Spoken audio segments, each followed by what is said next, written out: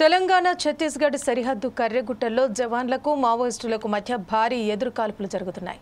బీజాపూర్ సరిహద్దు కర్రెగుట్టల్లో 14వ రోజు ఆపరేషన్ కొనసాగుతోంది. ఐఈడీ పేలుడులో 3 ఎస్టీఎఫ్ జవాన్లకు గాయాలయ్యాయి. ప్రమాదం నుంచి మరో 2 మావోయిస్టులు తప్పించుకున్నారు. ఇక బీజాపూర్ జిల్లా ఆసుపత్రిలో జవాన్లు చికిత్స పొందుతున్నారు. అటు జవాన్ల డ్రోన్ కి మావోయిస్టులు చిక్కారు. ఉసూరు సీతాపూర్ మధ్య మావోయిస్టుల జాడను గుర్తించారు. కూంబింగ్ పార్టీని హతమార్చేందుకు ఐఈడీ అమర్చి వెళుతున్నట్టుగా భద్రతా బలగాలు గుర్తించాయి. 40 నుంచి 60 మందికి పైగా మావోయిస్టులు ఉన్నారని నిర్ధారించారు. మావోలు బాసగూడ వైపు వెళ్తున్నారని తెలుస్తోంది. ఎదురు కాల్పులు కొనసాగుతున్నాయి. మావోయిస్టులు భారీగా మృతి చెందే అవకాశం ఉందని తెలుస్తోంది.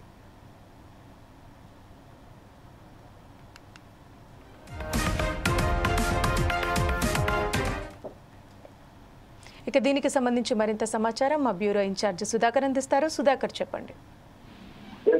తెలంగాణ ఛత్తీస్గఢ్ రాష్ట్ర సరిహద్దులో గల కర్రేగుట్టలో మాత్రం జవాన్లకు మావోయిస్టులు మాత్రం భారీ ఎన్కౌంటర్ కొనసాగుతుంది. ఈ ఎన్కౌంటర్ లో చాలా మంది మావోయిస్టులు మృతి చెందే అవకాశం అని తెలుస్తుంది.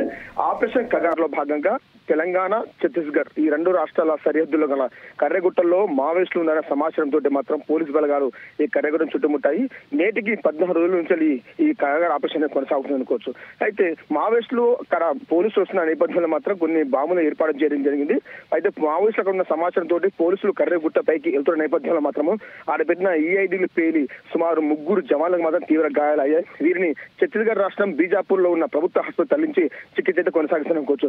ఏదేమైనా ఆపరేషన్ కగార్ లో భాగంగా మావోయిస్టులు మాత్రం కర్రెగుట్ట నుంచి బయటికి వెళ్తున్న సమాచారం కొనసాగుతుంది.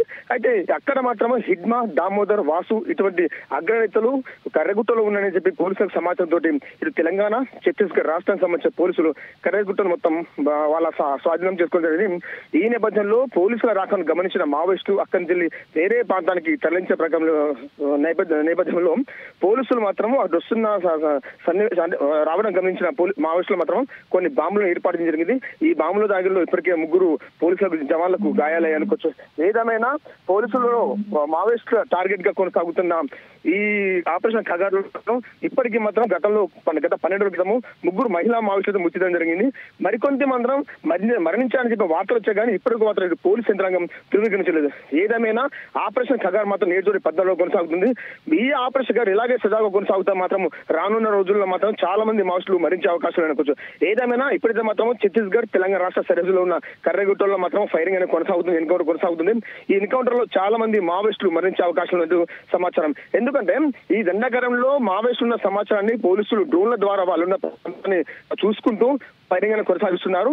ఈ ఫైరింగ్ ఇంకా కొనసాగుతుంది. ఈ సాయంత్రం వరకు కానీ ఈ ఫైరింగ్ అయ్యేంత వరకు ఎంతమంది మావోయిస్టులు మృతి చెందిన మాత్రం సమాచారం పూర్తి కావాల్సింది. సవంతి.